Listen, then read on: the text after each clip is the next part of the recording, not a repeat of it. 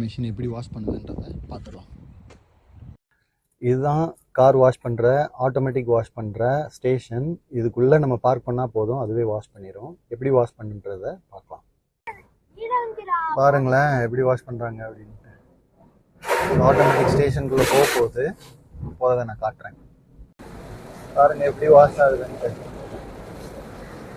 இப்போ வாஷ் ஆகிட்டு இருக்கு.